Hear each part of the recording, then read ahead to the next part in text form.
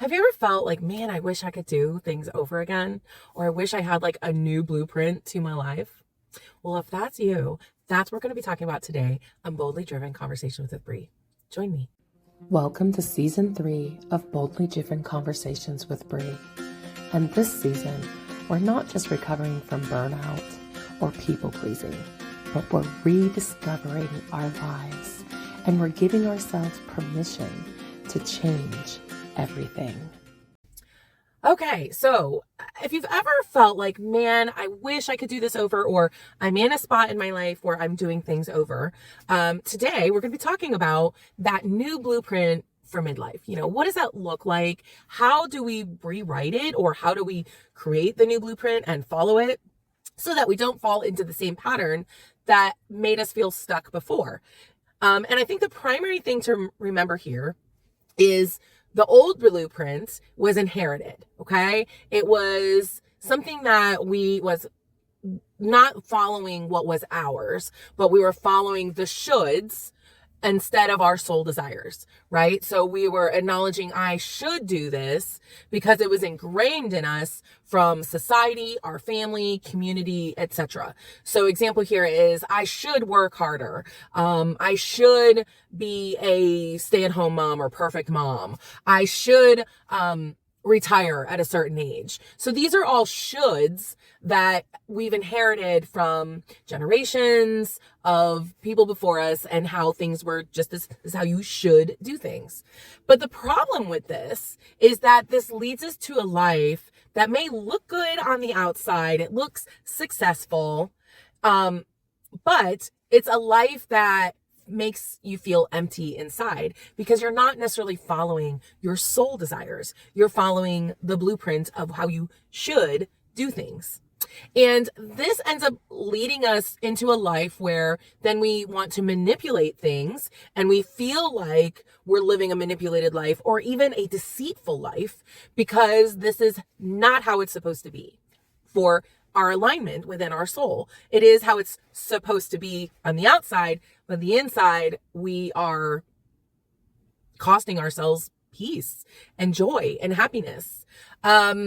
So the cost of living by the shoulds is this contributes to burnout. This is what contributes to us living this endless race. There's no room for our authentic desires based on our actual values.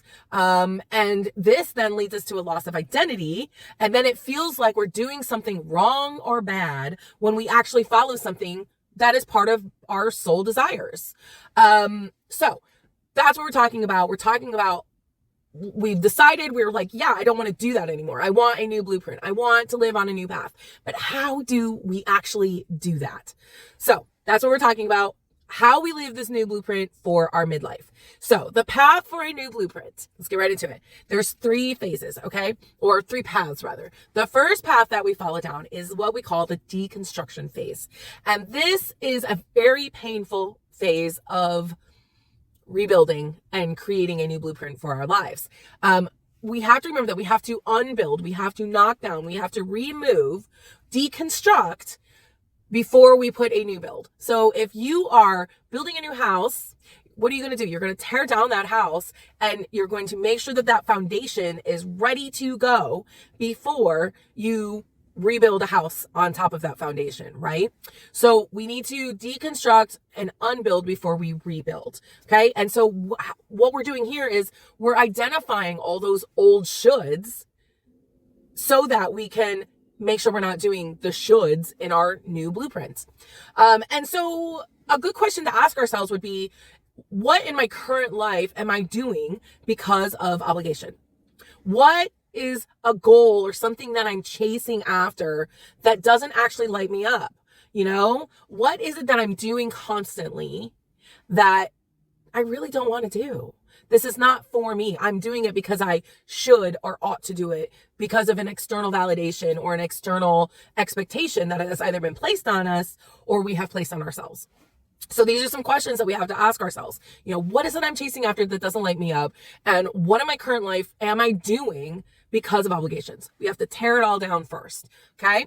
And this is a very courageous step of letting go. We have to let go of all the control and the perception control. That's a big one first before we can actually receive the new information for the new blueprint, for the new path.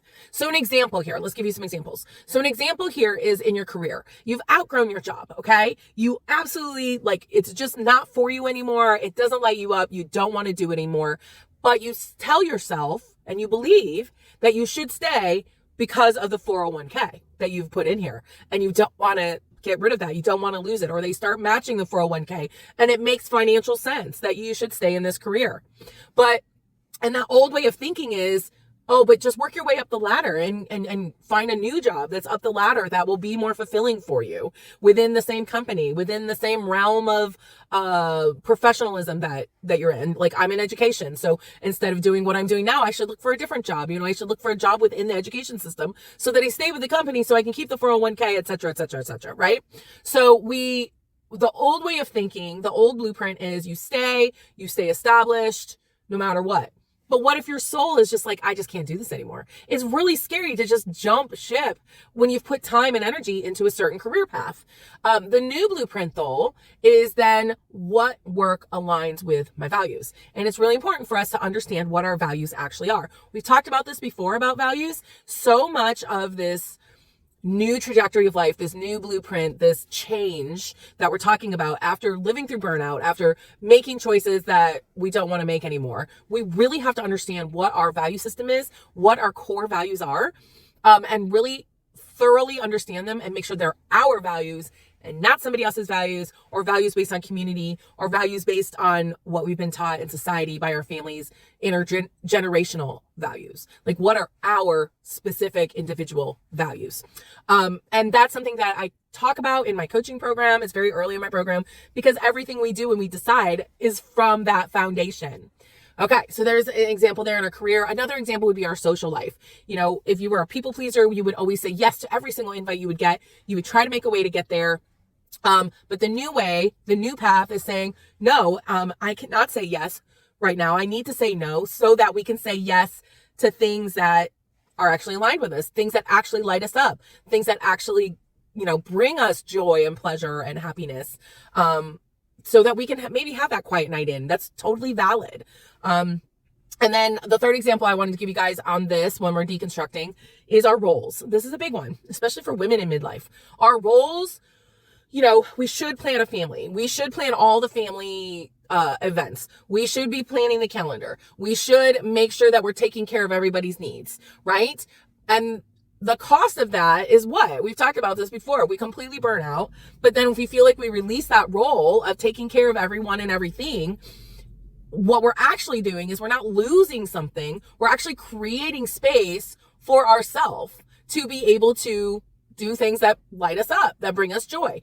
And you're not going to be able to do both completely 100%. Something has got to give. So you might not be able to do everything for the family. You're going to have to give up some of that role. And that's where, it's really hard because it becomes part of your identity. Roles often become part of our identity and we feel like we're failing if we're not fulfilling that role perfectly. Okay. So then the second part of the path that we have to take, step 2, is the dreamstorm. So, and we talk about brainstorming. We're calling this dreamstorming. So so now we get to kind of sit there and dreamstorm about what are our true desires? What exactly lights us up? And this part of it is getting to the core of what our true desires are based on our values. What is it we really want? So often what we say we want is just the superficial thing, this outward thing, this external thing. And really, what is the true internal desire that we really want? And so again, in my coaching program, we go through this and we figure out what are our true desires? Why are we making these decisions? What is the intention of these decisions? And we get to the core of what is that true desire within us that we need and or want, that we're making our decisions based on. And this is not about a checklist. This is not about, well, I want a big house and I want a family and I want a job and I want a career and I want to have a fulfilling relationship. It's not about the checklist of it. It's about the feeling within ourselves that we're trying to give ourselves by doing and or having these things. So a good question to ask ourselves when we're dreamstorming is, what does my ideal day feel like? Okay. What does it feel like? Now, what does it look like? What does it feel like? And follow up to that is where are you when you're feeling most alive? Where are you? Not what are you doing when you feel most alive, but where are you? Like, what are your surroundings when you feel most alive? And the third question then would be within this dream storming is, what work or activity makes you like lose track of time? That you're so into it that you have no idea that amount of time just went by. For me, it's doing these talks because I'm looking at my timer. I'm like, oh crap, I've got to keep going here. But I lose time because I really enjoy like teaching and coaching and helping people. So what activity makes you lose track of time? And then what would I do if I wasn't afraid of judgment?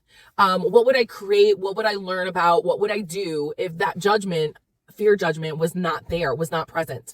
And so my examples here. So in our daily life then, how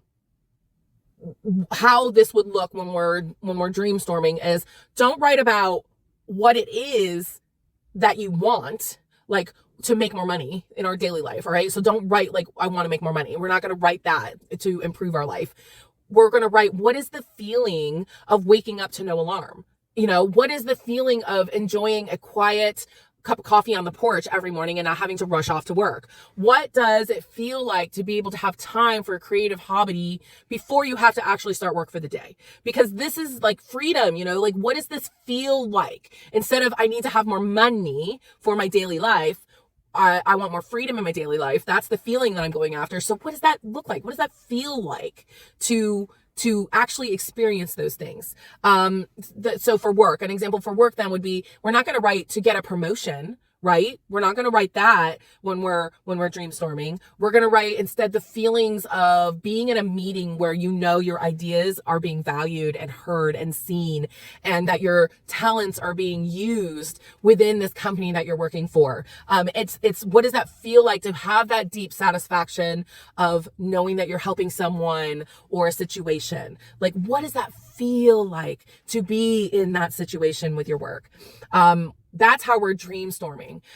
Vision boarding is another way we can say it. And then the third example that I want to give you guys is in like our wellness, like what does it feel like? And we're not going to say, I want to lose weight as part of our dream storming for visioning out our life. We're going to say, what is the feeling of moving my body in joy? What does that feel like? What does it feel like to be dancing in the middle of the living room? What does it feel like to take a walk in nature and just experience nature? What are the feelings that you're feeling in there? What does it feel like to feel strong? Not necessarily pumping iron, but what does it feel like to feel strong? Okay. So that's the second path of we're dream storming. The third path, in order to create this new blueprint for your life, is now the vision, right? The actual vision, and like actually moving forward in the vision. So this is a very tangible step. This is where we're creating that vision board. Okay. We're finding images and words and colors that represent the feelings of the desires, not the actual desire. Okay. We're not just going to represent the physical thing. We want to represent the feeling that it is that we're trying to get by having the thing. So an example, we want peace. What is the feeling of peace? Because we want the new job. We want the more money. What is it we really want? We want financial peace. So what does the financial peace feel like? It's not like a big house with, always having money. That's not the image. The image that we're trying to share on our vision boarding is the calmness. Maybe it's a lake. It's what we're trying to do in all of this vision boarding is we're trying to create a visual roadmap that speaks to our soul, so that when we look at it, we remember what it is we're actually trying to attain, what we're actually trying to receive for ourselves. It's not the big house and all the money and the job promotion and the status. It's the feeling that those things give us. Okay. So we're building our new roadmap. We're building these pathways, this blueprint, so that we realize why we're doing what we're doing. Like, what is it we actually want? Okay. Some examples. So the first example I'll give you in your career. So instead of a photo of like a big corner office, we're going to picture, maybe you would gather the image of a picture of someone sitting at their desk who is just at peace, a photo of a speaker on a stage where they're lit up, because you want to be a speaker, and like they're animated and they're sharing information that people are just loving. Maybe it's an inspiring quote about purpose. It's that feeling. What is the feeling that image gives you? Not the thing. Okay. For our relationship then, so the images we're not going to look for is like a photo of generic people who are just in love, right? Like we're going to look for people who are laughing around the table because we want to have the feeling of belonging, right? It's a photo of an empty chair next to a chair that's filled, because that includes connection, like having connection with someone. That's the feeling we want, is connection. So we're finding that photo. And then like maybe it's a picture of a heart because we want compassion, more compassion in our life, received and given. Okay. So those are some examples of like vision boarding, right? So that's our path. The first path is deconstruction. The second part of the path is the dreamstorming. And the third part of the path is the vision boarding. And vision boarding, people are like, oh, vision boarding. No, here's the thing, is that it has actually been psychologically proven. If we have a visual representation of what it is we want, then we are actually going to be more likely to moving towards that thing. And that's why we're not vision boarding like the big house and the physical things that we want, because what we really want is the feeling of those things. So that's what we're vision boarding. We're vision boarding the feelings. Why does this work? Okay. Why does this work? I'm going to tell you why it works. It works because new paths, rooted in authenticity, are more sustainable for keeping our motivation towards moving towards those things. Like I said, psychologically, when we have this visual representation in front of us, a roadmap of what it is we are trying to get or do or be, then we are more likely to keep it motivated in order to do that. It's not necessarily about discipline as much as it is understanding why we want the thing, right? And instead of all the shoulds or these externally motivated things before, like having the big house, having the corner office, having the relationship that looks really beautiful on the outside, but is completely killing you on the inside. Before, they were all the shoulds that we were externally motivated by. When we are moving this way on this new path, we are not driven by fear and not driven by this is not good enough. We are now motivated by, how is this aligning with my life? And how is this aligning with my values? How is this aligning with what I actually want? Not externally, but internally for myself. And, before the shoulds, the old path was like trying to run a race and looking back at the start line instead of looking forward to the finish line. And again, it's not about hitting the finish line. It's about the journey within the race of getting to the finish line that we're focusing on, right? We're not focusing necessarily on the finish line, but we can't focus on the start line either. The new path, this works because this new path is driven with intrinsic desire, our internal desires within, and they're based again on our core values. And these are then seeds that can grow because our needs are met, our internal needs are met, not by external things, not by external people, but within our own selves, because we can create those feelings for ourselves of why we're trying to do the thing in the first place. And this helps us to give effort towards the pursuing the things that energize us instead of the things that are depleting us all the time. It's less about planning out our life and more about actively building a life that's in alignment with who you actually really are. So it is more authentic rather than just, this is what I want to get to this endpoint because this is what looks successful for us. So this is a radical act of self-trust. Okay, when we're building the new path, especially when we're in midlife and we find ourselves going, oh, that blueprint, that path I took did not work. So I'm creating a new path. I'm creating this new blueprint. This is such a radical act of self-love and trust that then sends the message to our mind, body, and our soul that our own voice matters, that our own desires actually do matter, and that we don't have to just hit the metrics of what everybody else says matters. We move from living from performance into honest and courageous and authentic living within our own self. And when that is filled, it comes outward, it tumbles outward, and that's how we are able to serve others. That is how we are able to love others. That is how we are able to connect with others in ways that are sustainable, authentic, real and vulnerable. So here's my challenge question for you today. If you are saying, but Brianna, this sounds so crazy, like I'm going to have to turn my entire life upside down. Maybe for some of us, yeah. And it's really painful. I'm not saying it's necessarily easy, especially that deconstruction phase. But here's my challenge to you. If you're saying, I think I might be ready, or at least I'm somewhere in here, I've already deconstructed, or I'm on the path of deconstruction. Here's my challenge question for you is, what are you going to commit to today that is on your should list, that is not on your desire list? You're going to commit stopping to doing that thing today. Okay. So even if you're like not even ready to dive in and completely deconstruct or completely move forward and with a new blueprint, your challenge today is asking yourself, what is something that I should do that I'm committing to stopping doing because it's really not on my desire list. It's not healthy. It's not good for me. It's actually causing me a lot of pain. What are you going to do? Can you commit to stopping that thing today? All right. As always, if you are looking for coaching, come to my website, BriannaLGeorge.com. I would love to give you a complimentary clarity call to see if it would be a good fit for you, or if you just have lots of questions about these paths. I'd love to talk to you about it. Have a great day. Thank you for watching this episode of Boldly Driven Conversations with Bree. Remember, your life is waiting for you. The time to start living it is now. So subscribe now, and let's start your next chapter together.